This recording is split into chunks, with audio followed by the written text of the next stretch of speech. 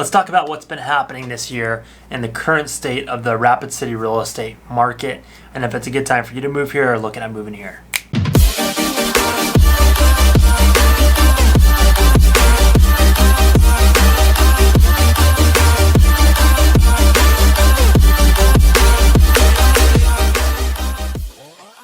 Hey guys, what's going on? My name is Morrison. I'm a local real estate agent here in the Rapid City, Black Hills area.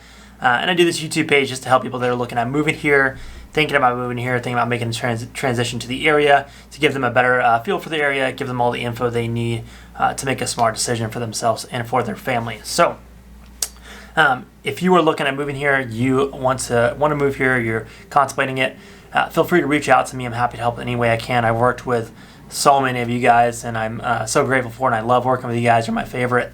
Don't tell anybody else. You're my favorite people, so feel free to reach out, call me, text me. Calling and texting is the best. You can email me as well, but for some reason, majority of yours either don't come through or go into spam, and my replies almost always go to spam. I've been trying to fix it using different emails and things, so it's getting better, but calling and texting is definitely the best way. Now that I got that out of the way, let's get into today's topic, which is what is the current state of the Rapid City real estate market? Is it a good time to come here or not? So a lot of stuff has been happening. So let's rewind first off to March through July of this year. March through July this year was the craziest real estate market that the Black Hills have ever seen, and that can be said for a lot of different areas around the country as well. On Realtor.com's list, Rapid City was the fourth fastest growing city or destination in 2020, and I imagine we were either fourth or higher this year for sure. But for that March through July timeframe, what we were seeing is majority of houses would have, let's say, 7 to 15 offers on them. Majority of houses would go for about 10 to 15% above asking price. And then what happened? That was crazy. A bunch of that was happening. Then what happened is beginning of July, it all kind of shut off. I think because all the other states were starting to open up, all that stuff was starting to happen. And maybe June, that was really starting to happen. But it slowed down a lot to the point where in Rapid City we would have, I remember I listed a house, and for 2 days on the market, we didn't get an offer. And the third day, we got an offer at asking price. And I was like, okay, this is showing, and this was a nice house in a nice area, and we didn't price it crazy at all, showing that it slowed down a lot. And that was common. So that happened all through July, and basically all through August, and first 10 days, 15 days of September were that way as well.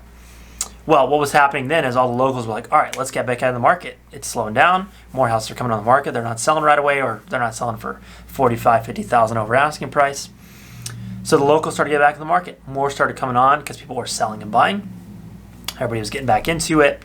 It was starting to look a little better for everybody. And then I don't know what happened exactly. I have theories of it's probably with all these mandates that are now going into these other states, coming back in. California, the recall election not going the way everybody wanted it to. With those two things combined, everybody started coming back here. I've had a ton of you guys reach out to me in the last 2 weeks. And just last week, I'm starting to really see that it's coming again. I've seen houses in the last 2 weeks go for $40,000 over asking. Multiple, like 5 of them, and I've seen multiple houses at about 15 offers again. So I think we're going to see that coming again here soon. It's already here, so I think it's going to be more of a common trend. Those houses that I saw were a little bit more very desirable very desirable land. They came with like 1 to 5 acres, very desirable price range, that kind of thing.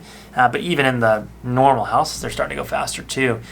So the reason I'm saying all this, it's going to get worse for sure because of the beginning of next year. We're having our military base expand, and that's going to bring a ton of people to the area as well. So I think if you're contemplating, should I buy something there? Should I wait? Is the market going to slow down there? I don't think it's going to at all, to be honest with you. I think it's actually going to speed up a little bit over the next 6 months to a year.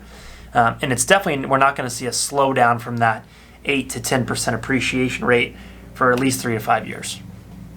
There's just no indicators that show that's going to happen. Anything could happen, and I could be wrong on this, but that's just what I believe is going to happen, and that what a lot of people that are smarter than me have been saying as well. So I see that to be the case. Could be, for sure, could be, it could be in that 15 to 20% range even for those years. I don't see that being, that's not sustainable for that long, but definitely 8 to 10% is. So I think that's going to happen. So if you're on the fence about it, you're thinking about buying something here, or if you're like, hey, I can't move there right now, and I've had a lot of people do this, I can't move there right now, but I still want to get a place there so I'm not priced out, that might be a good move too, to buy the place here and make it a rental, or buy the place and hold it if you have the ability to do that. So you have a place when you come here and it's not $50,000 or $100,000 more for whenever you can come, for whatever situation, your job, your family, whatever that may be. So I think, if you're, one thing I will say, if you're coming here, if you're looking at the area for, is it affordable? I want to go there and save money. We're starting to become where it's not extremely affordable compared to other places in the nation. But I think everywhere that's desirable to move to is starting to be that way. Idaho, Texas, Tennessee, all those places as well are starting to get prices above the national average. We're above the national average now by about 10 grand. And I think people, when they look here, they're like, oh, wow, I didn't realize how expensive the stuff was. And I've said that many times before. But I just want to reiterate that you're not necessarily going to save money over certain areas when you come here. You definitely will save money over, like, any of the West Coast, East Coast, some of the southern areas. You're definitely going to save money from big cities too. But compared to like other rural towns, let's call them in America, you're probably going to spend more here just because it's, more desirable landscape, political structure, whatever that may be. So I think if that's your thought, it's probably not going to work. There is some areas in South Dakota in particular that you could find that are cheaper. But for Rapid City in particular and the Black Hills, it's one of the more expensive areas. Rapid City and Sioux Falls are about the same, but you can go anywhere in between us basically, because we're at each end of the state, east and west. Anywhere in between there is way cheaper for the most part. And you can find stuff very affordable if you're willing to commute an hour or two for work, or if you can work remote, you can find some stuff in between for a lot cheaper. But in those major cities, in the Black Hills and Sioux Falls, it's going to be a lot more expensive. Now, I don't say that to deter you. I just say it to be honest and open.